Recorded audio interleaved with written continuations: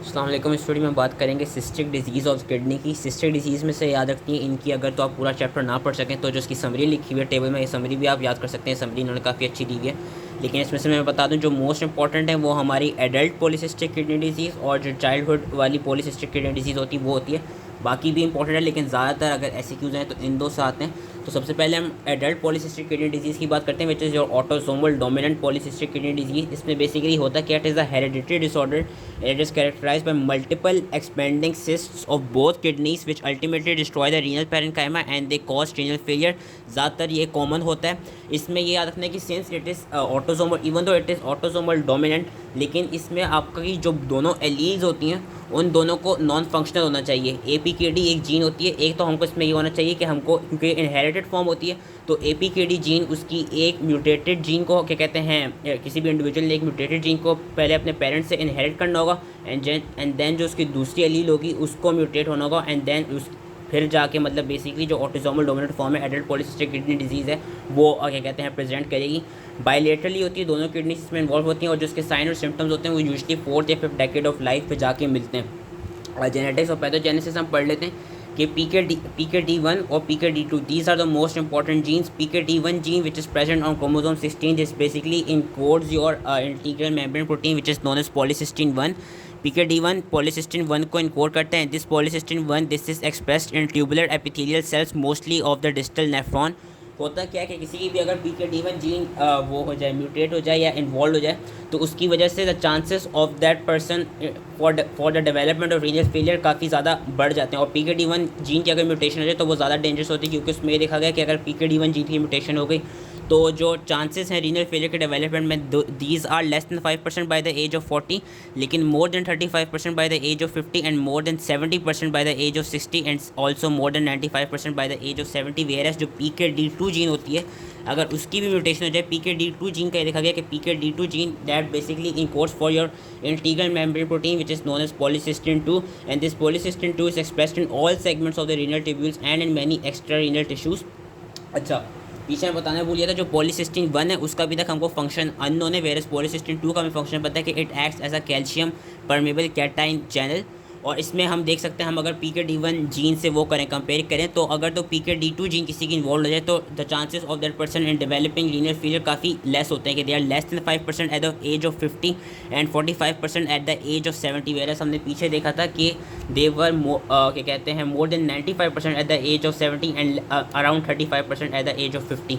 तो ये एक चीज़ थोड़ी बतानी थी, लेकिन ये कि दोनों PKD1 और PKD2 दोनों जीन्स की इन्वॉल्वमेंट से एडल्ट पॉलीसिस्टिक किडनी डिजीज़ हो सकती है। अब जो इसकी पैथोजेनेसिस है, इवन उन्होंने यहाँ से लेकर यहाँ तक पूरी लिखी हुई है, लेकिन इसको याद करने के लिए आसान सा तरीका ये कि ये फ्लो चार्ट याद कर लें।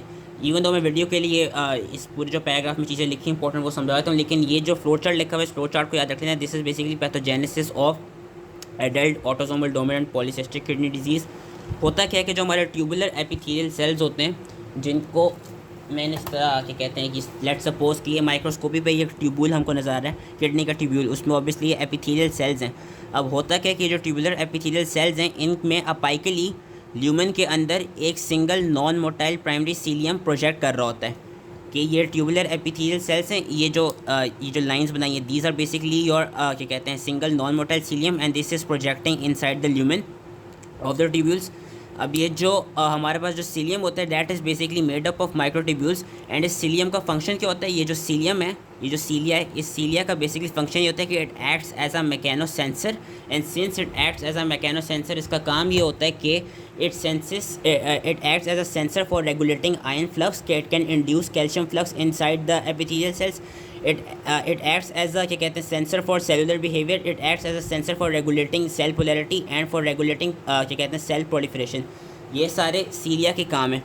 और अगर तो ये सारे जो काम है वो उसमें क्या कहते हैं कोई ऑल्ट्रेशन आ जाए, सीलिया काम करना छोड़ दे, एज अ मैकेनो सेंसर की तरह काम करना छोड़ दे, तो फिर हमें क्या मिलेगा, हमको जो एडल्ट पॉलीसिस्टिक किडनी डिजीज़ है वो हमको मिल जाएगी। कि ये इन्होंने आगे बताया हुआ कि जो पॉलीसिस्टीन 1 और जो पॉलीसिस्टीन 2 होते हैं, these are basically localise to that primary cilium, and अगर तो ये जीन्स म्यूटेट हो जाएँ तो इनकी म्यूटेशन की वजह से क्या होगा कि जो ट्यूबुलर सीलिया थे उनके जो मैकेनो सेंसर का काम है वो ऑल्टर्ड हो जाएगा, और जब वो ऑल्टर्ड हो जाएगा तो उसकी वजह से हमको वो जो सारे क्या कहते हैं एडल्ट पॉलीसिस्टिक किडनी डिजीज़ के साइन एंड सिम्टम्स हैं वो हमको मिलने लग जाते हैं। और इन्होंने आगे थोड़ी सी एग्जांपल्स भी दे के ये दे के बताया है कि कभी कभी ऐसा भी हो सकता है कि जो सीलियाँ हैं वो एब नॉर्मल हैं, जब सीलियाँ एब नॉर्मल होंगे तो उसकी वजह से सिस्ट फॉर्मेशन हो जाएगी।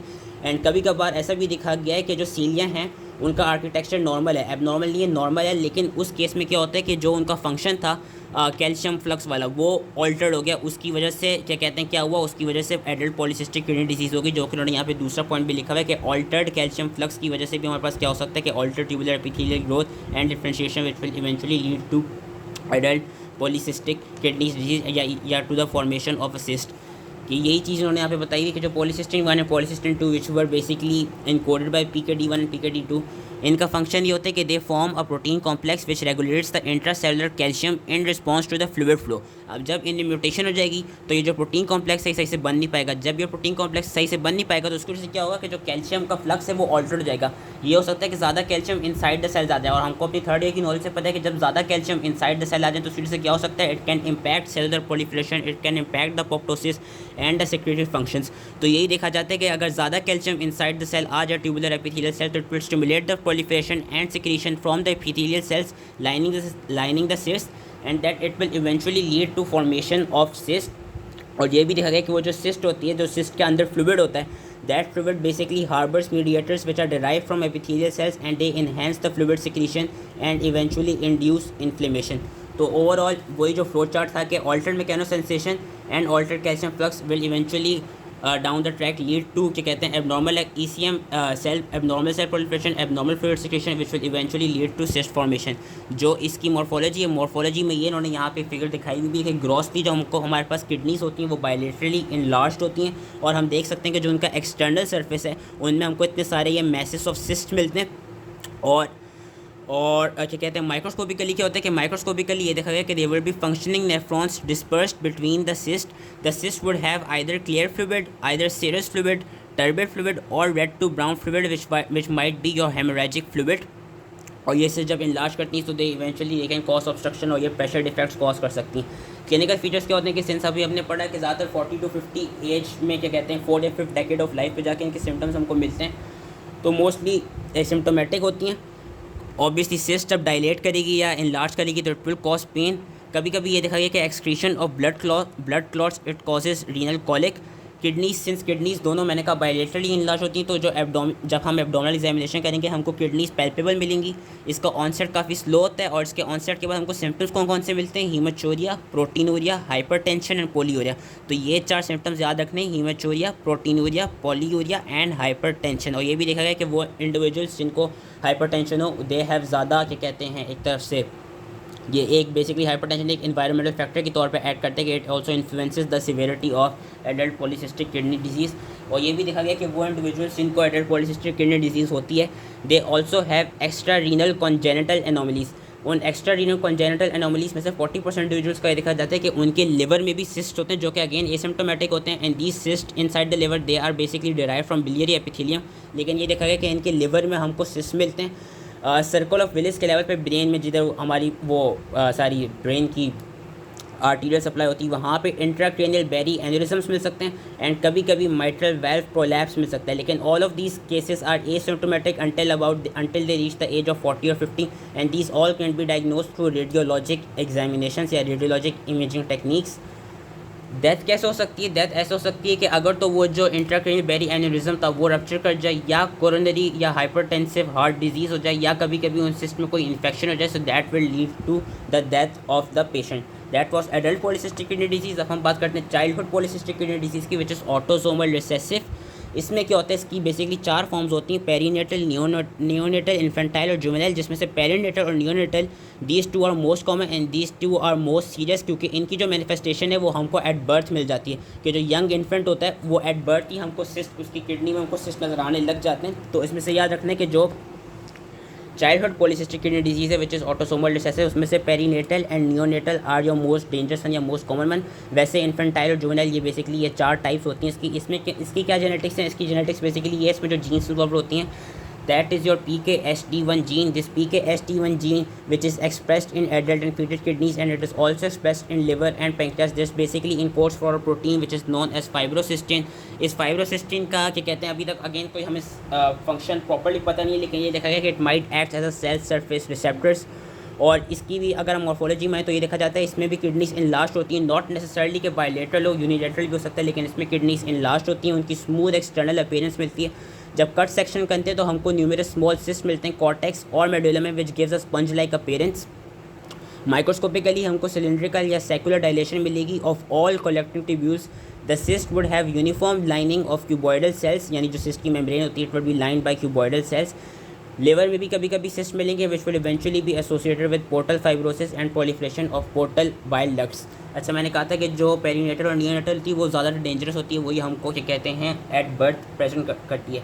अब लेट्स सपोज कोई ऐसा इन्फेंट हो जिसको चाइल्डहुड पॉलीसिस्टिक किडनी डिजीज़ हो और उसको इन्फेंटाइल या जुवेनाइल वाली टाइप हो, तो जो इन्फेंटाइल जुवेनाइल वाली टाइप होगी वो क्या करेंगे, उनमें क्या होगा, उन पेशेंट में क्या होगा, उन पेशेंट्स में ये होगा कि those patient will develop congenital hepatic fibrosis, and this congenital hepatic fibrosis will basically भी क्या कहते हैं will basically lead to portal hypertension with splenomegaly, और उनमें हेपेटिक डिजीज़ भी प्रोमिनेंट होती है, उन्होंने इस छोटे से पैराग्राफ में बताई हुई। So that was all related to childhood polycystic kidney disease. अब हम आगे कुछ आगे माइनर से सिस्टिक डिजीज़ पर आ जाते हैं। First we come about cystic disease of renal medulla, जिससे हमारे पास दो आती है, medullary sponge kidney and nephronophthisis. Nephronophthisis थोड़ा सा इंपॉर्टेंट है।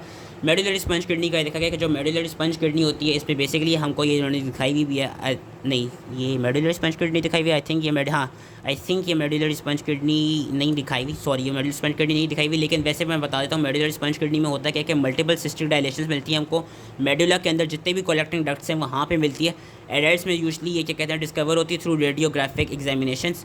रीनल फंक्शन इसमें नॉर्मल होता है। जब हम ग्रॉसली इंस्पेक्ट करते हैं तो जो मेडुला के अंदर पेपिलरी डक्ट्स मिलते हैं वो डायलेटेड होते हैं, और कभी कभी और हमको स्मॉल सिस्ट प्रेजेंट मिलते हैं। जो सिस्ट होते हैं they would be either lined by cuboidal epithelium और by transitional epithelium, and cortical scarring would be absent. बस इतना सा याद रखते हैं। That was all related to medullary sponge kidney.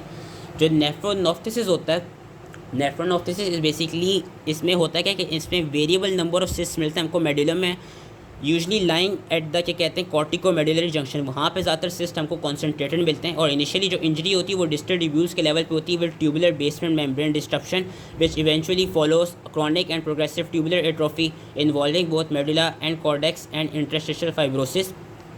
नेफ्रोनॉफ्थिसिस का याद रखना कि इसकी तीन फॉर्म्स होती हैं, एक स्पोरेडिक फॉर्म जिसको नॉन फेमिलियल कहते हैं, एक फेमिलियल फॉर्म जिसको जुवेनाइल कहते हैं जो कि मोस्ट कॉमन है जिसी का इन्होंने भी आगे बताया हुआ है, और एक रीनल रेटिनल फॉर्म या रीनल रेटिनल डिस्प्लेसिया वाली फॉर्म जिसमें बेसिकली आइज़ का भी इन्वॉल्वमेंट होती है। फेमिलियल फॉर्म जो कि मोस्ट कॉमन है जिसको हम जुवेनाइल फॉर्म भी कहते हैं उसको हम फेमिलियल जुवेनाइल नेफ्रोनॉफ्थिसिस कहते हैं। फेमिलियल जुवेनाइल इसलिए कहते हैं क्योंकि जो फेमिलियल फॉर्म है एक तो ये इनहेरिट होती है एज ऑटोसोमल रिसेसिव, दूसरा ये चाइल्डहुड और एडोलेसेंस के स्टेज पे जाके मैनिफेस्ट करती है। किन सिम्टम्स के साथ मैनिफेस्ट करेगी, सबसे पहले पॉलीयूरिया होगा और पॉलीडिप्सिया होगा, बाद में जाके सोडियम वेस्टिंग और ट्यूबुलर एसिडोसिस मिलेगा। ये कुछ सिंड्रोमिक फॉर्म है फेमिलियल जुवेनाइल की, तो अगर इनमें से एक दो नाम याद होते हैं ठीक है, नहीं भी आते तो कोई बात नहीं। बेसिकली ये कि सीनियर लुकेन, बार्डेट बिडल, जून, ये बेसिकली कुछ सिंड्रोमिक फॉर्म है फेमिलियल जुवेनाइल नेफ्रोनॉफ्थिसिस की, और इन सिंड्रोमिक फॉर्म में हमको एक्स्ट्रा रीनल एसोसिएशन भी मिल सकती हैं like ocular motor abnormality, retinal dystrophy, liver fibrosis, cerebral abnormalities. Main चीज़ हमको जेनेटिक्स याद रखनी है। तो जीन्स का ये देखा गया कि इसमें 16 जीन्स इन्वॉल्व होती हैं। 16 जीन्स में कौन सी आ जाती हैं, NPHP1 से लेके NPHP11 तक, and these genes encode for your protein known as nephrocystin. और जो फेमिलियल जुवेनाइल होती है, फेमिलियल जुवेनाइल फॉर्म में हमको JBTS2, JBTS3, JBTS9 और JBTS11 ये वाली जीन्स भी म्यूटेटेड मिलती हैं। जुवेनाइल फॉर्म में ज़्यादा ये जो J से स्टार्ट हो रही है ये फॉर्म हमको म्यूटेटेड मिलती हैं। तो ये जीन्स के बस नाम याद रखने होंगे, और ये याद रखना होगा कि इनहेरिटेड है, ऑटोसोमल रिसेसिव होती है जो फेमिलियल जुवेनाइल फॉर्म में। इसकी भी अगेन ये जो प्रोटीन्स होती हैं these are basically lying at the level of primary cilia and basal bodies. Morphology पर अगर आ जाए तो जो इसमें किडनीस होंगी, किडनीस इसमें हमारे पास होंगी स्मॉल, और they would have contracted granular surface. Cyst हमको मेडुला पे मिलेंगे प्रोमिनेंटली कॉर्टिको मेडुलरी जंक्शन पे, जिस तरह मैंने पहले बता दिया। और ये है कि जो स्मॉल सिस्ट होंगे वो कभी कभी कॉर्टेक्स में मिल सकते हैं। जो सिस्ट होंगे they would be lined by flattened और cuboidal epithelium surrounded by either inflammatory cells और फाइब्रस टिश्यू। ग्लोमेरुलर स्ट्रक्चर होगा वो हमको इसमें प्रिजर्व मिलता है। फिर हमारे पास आ जाता है मल्टीसिस्टिक renal dysplasia which could either be again unilateral or bilateral. It is often cystic.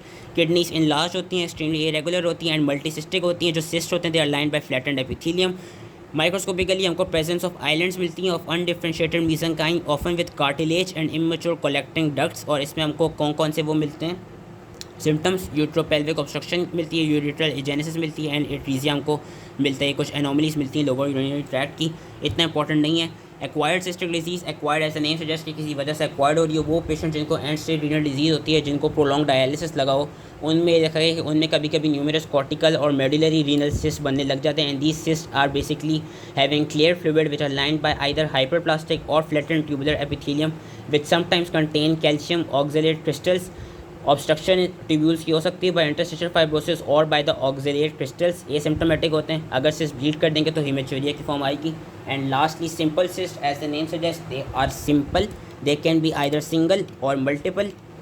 Cortex पे ज़्यादातर मिलते हैं।